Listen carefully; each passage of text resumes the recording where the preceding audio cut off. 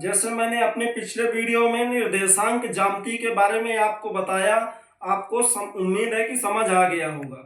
क्या बताए थे हम कि मूल बिंदु से ऊपर की तरफ ये आपका प्लस के नंबर होंगे वाई एक्सिस में, ओरिजिन से आपका नीचे की तरफ आपका माइनस का वाई एक्सिस, मूल बिंदु से दाहिने तरफ आपका प्लस का एक्स एक्सिस, मूल बिंदु यानी ओरिजिन से आपका लेफ्ट हैंड में माइनस का एक्स एक्सिस। अब जैसे मिस इसमें पॉइंट की प्लॉटिंग करनी है तो कैसे हो पाएगा। आपका 4,3 है तो प्लस का 4 आपको एक्स एक्सिस में पहले चलना है तो प्लस के एक्स एक्सिस तरफ आ जाइए, 4 आपका प्लस हो जाएगा।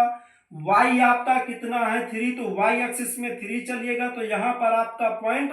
4,3 हो जाएगा।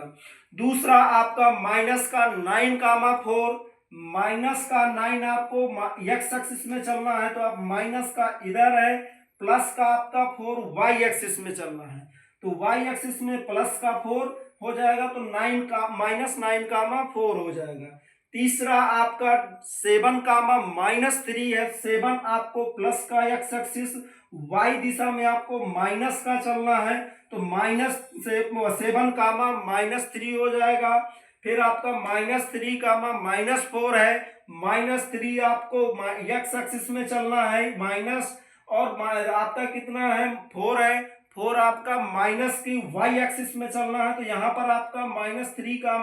-4 हो जाएगा। अब जस्ट ध्यान से समझिएगा, अगर आपका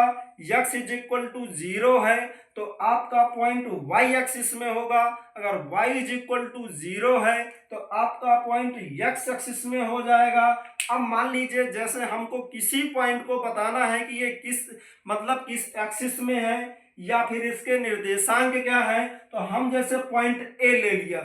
ए में आपका प्लस का पहले एक्स एक्सिस कितना है तो इसमें देखेंगे एक्स एक्सिस आपका 4 चला गया है और आपका वाई एक्सिस में कितना चला गया 3, तो इसके निर्देशांक हो जाएंगे 4,3। दूसरा इसी तरीके से जैसे आपको बताना है